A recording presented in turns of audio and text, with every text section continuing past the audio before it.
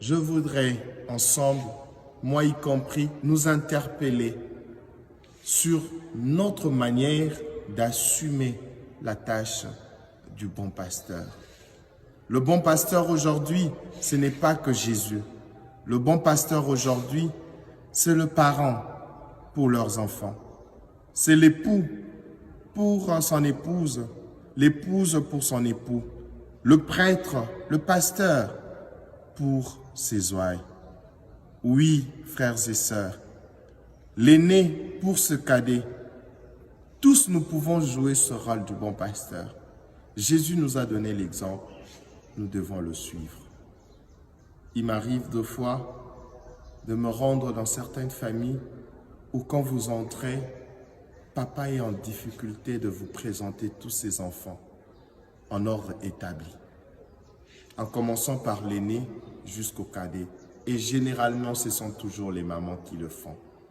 Nous avons des papas qui ne connaissent même plus les dates de naissance de leurs enfants et qui de fois s'embrouillent sur leur nom et ils ignorent même leur niveau de classe, même à l'université, parce qu'ils pensent qu'être bon pasteur, c'est donner de l'argent aux enfants, c'est le nourrir, c'est leur donner de voyages en Europe, c'est leur acheter des voitures. Non.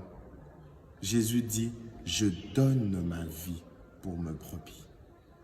Chers parents, beaucoup de vos enfants souffrent de votre absence. Beaucoup de vos enfants souffrent de votre inattention. Ils ont besoin de vous, pas de ce que vous avez. Vous n'êtes pas parents parce que vous avez de l'argent.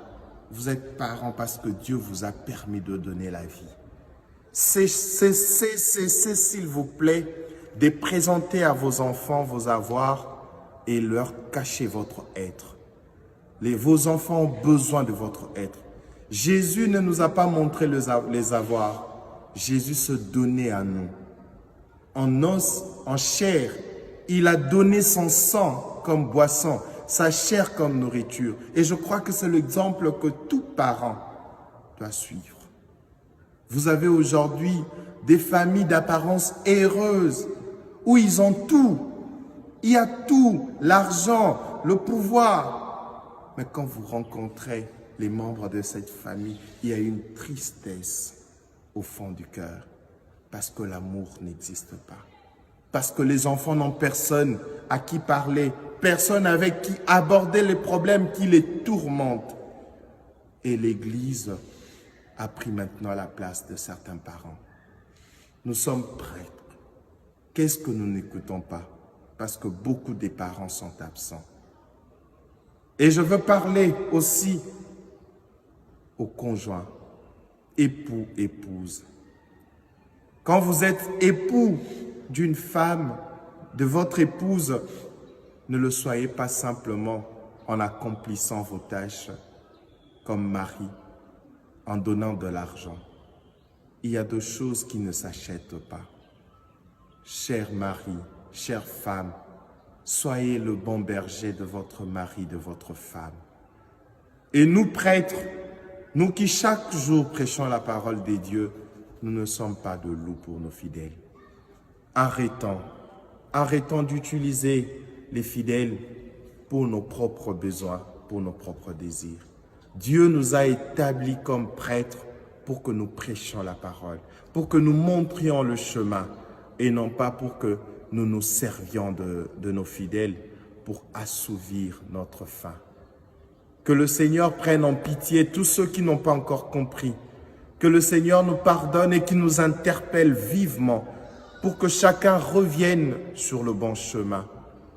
Vous qui êtes autorité dans ce pays, autorité politique, administrative, militaire, vous avez une responsabilité. Vous êtes aussi des bons pasteurs.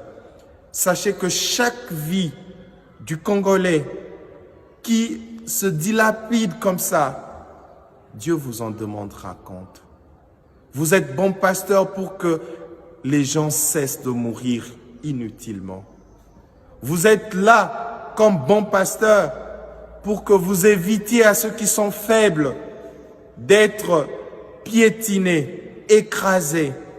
Vous êtes là pour garantir la vie à tout le monde. C'est pour cela que Dieu vous a donné cette parcelle d'autorité. Vous qui êtes chef militaire, ne prenez pas le plaisir à verser le sang.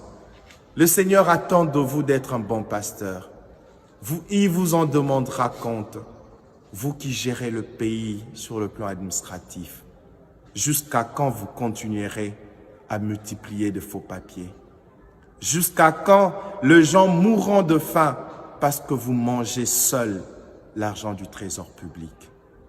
Nous devons être tous de bons pasteurs. La souffrance continue parce que nous avons abandonné notre rôle du bon pasteur. Pour que notre pays se relève, chacun doit devenir le gardien de l'autre. Que le Seigneur bénisse la RDC, que le Seigneur bénisse notre Église, que le Seigneur vous bénisse. Amen.